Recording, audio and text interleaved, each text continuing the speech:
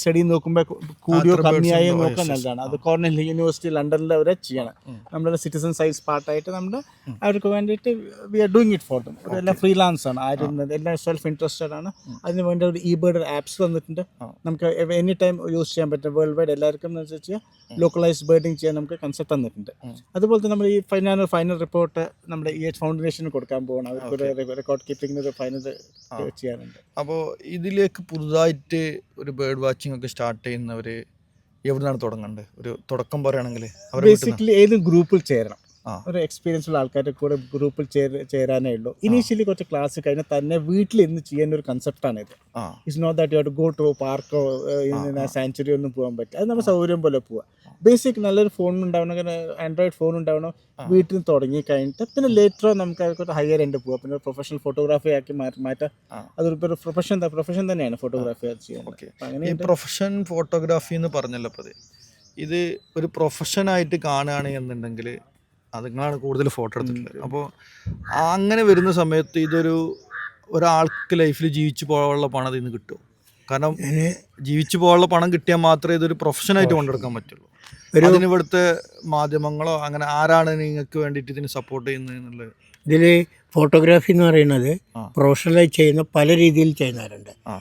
മറ്റേ ഈവൻറ്റ്സുകളും അതുപോലെ നമ്മുടെ പ്രൊഫഷണൽ പ്രോഗ്രാമുകളൊക്കെ മാത്രം കവർ ചെയ്തുകൊണ്ട് ജീവിക്കുന്നവരുണ്ട്. പുറമെ ഇത് വേൾഡ് വൈഡായിട്ട് യാത്രകൾ ചെയ്ത് അല്ലെങ്കിൽ ഇതിലെ ഡോക്യുമെൻറ്റേഷനൊക്കെ നടത്തി ഈ മാധ്യമങ്ങളിലൂടെയും മറ്റ് ഇവൻറ്റ്സിലൂടെയൊക്കെ മറ്റുള്ളവരിൽ എത്തിച്ചുകൊണ്ട് പണം സമ്പാദിക്കുന്നവരുണ്ട്. അത് ആ ഒരു രീതിയിൽ ചെയ്യുന്നവരുണ്ട്. അങ്ങനെയൊക്കെ ഒരാൾക്ക് ഇതൊരു പ്രൊഫഷനായിട്ട് റവന്യൂ കിട്ടി തുടങ്ങാൻ ഏകദേശം എത്ര സമയം എടുക്കും? അത് ഡിപ്പെൻഡബിൾ ആണ്. അതായത് ഒരു വെഡിങ് ഫോട്ടോ ഈവന്റ് ഫോട്ടോഗ്രാഫി ഒക്കെ ചെയ്യുന്ന ഒരാളെ ഫോട്ടോ എടുത്ത് നാളെ പണം കിട്ടുന്ന പരിപാടി അല്ല. അതിൽ പറഞ്ഞ പോലെ ഞാനൊരു ഫോട്ടോഗ്രാഫറാണെന്ന് എൻ്റെ സമൂഹത്തിൽ അറിയാൻ തുടങ്ങിയ എനിക്ക് ഈവൻറ്റ്സുകളുടെയും മറ്റുള്ള വർക്കുകൾ വരും. അത് ഓട്ടോമാറ്റിക്കായിട്ട് ഞാൻ അങ്ങനെയാണ് ജീവിച്ചുകൊണ്ടിരിക്കുന്നത്. ഇപ്പോൾ പ്രൊഫഷണൽ ഫോട്ടോഗ്രാഫറാണ്. അതാണ് എൻ്റെ ജീവിതത്തിൻ്റെ ജീവിത വരുമാന മാർഗം അതാണ്. പുറമെ എൻ്റെ പാഷൻ എന്ന നിലയ്ക്ക് ഞാൻ കിട്ടാവുന്ന ഗ്യാപ്പുകളിലൊക്കെ യാത്രകൾ നല്ലോണം ചെയ്യുന്നു.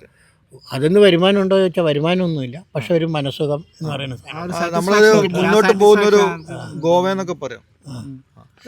സാറ്റിസ്ഫാക്ഷൻ ലെവലാണ്. അത് നമുക്ക് ഏറ്റവും കൂടുതൽ കിട്ടേണ്ടത് നമ്മൾ ചെയ്യുന്ന തൊഴിലിലൂടെ ആയിരിക്കണം സാറ്റിസ്ഫാക്ഷൻ.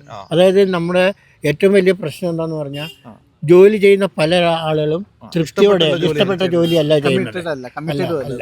അപ്പോൾ അവർ ജീവിക്കാൻ വേണ്ടി എന്തെങ്കിലും ഒരു ജോലി ചെയ്യണോ, എപ്പോഴെങ്കിലുമൊക്കെ ഗ്യാപ്പ് കിട്ടുമ്പോൾ യാത്രകൾ ചെയ്യുന്നു. യാത്ര കിട്ടുമ്പോൾ ഈ പറഞ്ഞ പോലെ മൊബൈലിൽ ഇപ്പോൾ ഫോട്ടോഗ്രാഫി ചെയ്യാനുള്ള സൗകര്യം ഉള്ളതുകൊണ്ട് കുറേ ആളുകൾ അതിൽ സാറ്റിസ്ഫൈഡ് ആവണം. പക്ഷേ ഫോട്ടോഗ്രാഫി അതല്ല. ഫോട്ടോഗ്രാഫി ഒരു പാഷനേറ്റ് ആയിട്ടുള്ളൊരു ഫീൽഡാണ്. നമ്മളെ സമയം മുഴുവൻ എനിക്ക് എത്ര വയ്യ അത്ര അറിയില്ല. അതാ പറഞ്ഞത്. അതായത് ക്യാമറ ഏതെങ്കിലും കുറച്ച് നല്ല ഫോട്ടോസ് കണ്ടാൽ നമുക്കും അതുപോലെ ആവണമെന്ന് തോന്നിയിട്ട് പല ആളുകളും അതെന്ത് ചെയ്യും പറഞ്ഞാൽ ഈ ക്യാമറകൾ ഒരു കുറച്ചു കാലം ഉപയോഗിച്ച് കഴിഞ്ഞാൽ പിന്നെ നമുക്ക് അതിന് സമയം സൗകര്യം അതാണ് ഈ മെയിൻ കാരണം എന്താന്ന് പറഞ്ഞാൽ എല്ലാ സൗകര്യങ്ങളും ഒത്തിട്ടൊന്നും നമുക്ക് ഇതിന് സമയം കണ്ടെത്താൻ സാധിക്കില്ല. അപ്ഗ്രേഡ് പറഞ്ഞ കൺസെപ്റ്റ് എന്താണ് പറഞ്ഞാൽ we realise we are better than this camera. Once you control the camera. എനിക്ക് തോന്നിയത് ഞാൻ അതിലെടുക്കുന്ന ഫോട്ടോ ഞാൻ ഫോൺ എടുക്കണം കൂടി പ്രത്യേകിച്ച് വലിയ വ്യത്യാസമൊന്നുമില്ല. പിന്നെ ഞാൻ സൂം ഒക്കെ എടുക്കുന്ന ഒരു സാധനം എടുക്കണം എന്നുണ്ടെങ്കിൽ അത് അത്ര താല്പര്യമുള്ള ഒരു സാധനം അല്ലാത്തതുകൊണ്ട് എന്ത് ചെയ്തു മൊബൈലിൽ മാത്രം ക്യാമറയിൽ നമുക്ക് ഡെപ്ത് കിട്ടും. നമുക്ക് ഡിസൈഡ് ചെയ്യാം ഡെപ്ത്. മൊബൈലിൽ ഫിക്സ്ഡ് ആണ്. ക്യാമറ നമുക്ക് അങ്ങനെയും പറയാൻ പറ്റില്ല. ഏറ്റവും നല്ല സെൻസറൊക്കെ ഉപയോഗിക്കുന്ന ക്യാമറകളുള്ള മൊബൈലുകളുണ്ട് ഇപ്പോൾ.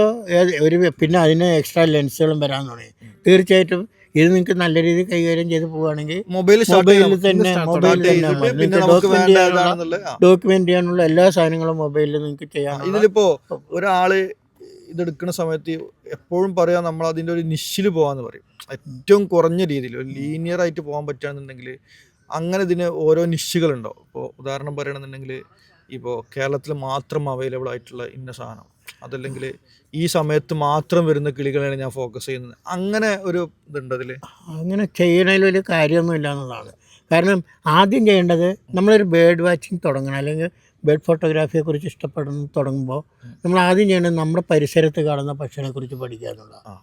അത് ബേസാണ്. കാരണം എത്ര തരം പക്ഷികൾ നമ്മുടെ വീടിന് ചുറ്റുഭാഗത്തും വരുന്നുണ്ടെന്ന് 8-10 പക്ഷി ഡെയിലി കാണുന്നുണ്ട്. ഒന്നും വേണ്ട, രാവിലെ ഒരു 5 മണിക്ക് ശേഷം ഉണരുന്ന ആളുകൾക്കറിയാം, ഇത് പ്രകൃതി ശ്രദ്ധിക്കുന്നവർക്കറിയാം തീർച്ചയായിട്ടും. രാവിലെ 5 മണിക്ക് ഉറങ്ങുള്ളൂ. അതൊരു ഭാഗമാണ്.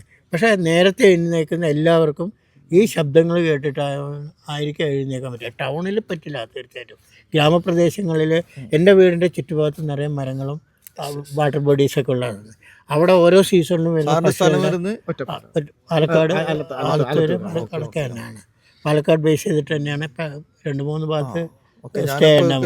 അവിടെ എവിടെ പോയാലും ഒരുപാട് കിളികൾ രാവിലെ 5 മണി മുതൽ പക്ഷികളുടെ സൗണ്ടുകൾ കേൾക്കാൻ തുടങ്ങും. നമ്മളിത് ശ്രദ്ധിക്കാൻ തുടങ്ങിയാൽ നമുക്ക് വളരെ പെട്ടെന്ന് തന്നെ ഇതിൻ്റെ സൗണ്ട് നമുക്ക് ഐഡൻറ്റിഫൈ ചെയ്യാൻ പറ്റും. പിന്നെ ഇപ്പോൾ ഈ ബേർഡ് പോലെയുള്ള സാധനങ്ങളൊക്കെ ഉപയോഗിക്കാൻ തുടങ്ങിയാൽ നമ്മളൊരു ഫോട്ടോ, ഏതെങ്കിലും ഒരു പക്ഷിയുടെ ഫോട്ടോ എടുത്ത് ഈ ബേർഡിൽ സെർച്ച് ചെയ്താൽ ആ പക്ഷി ഏതാണെന്നും അതിൻ്റെ ഫുൾ ഡീറ്റെയിൽസ് നമുക്ക് കിട്ടും.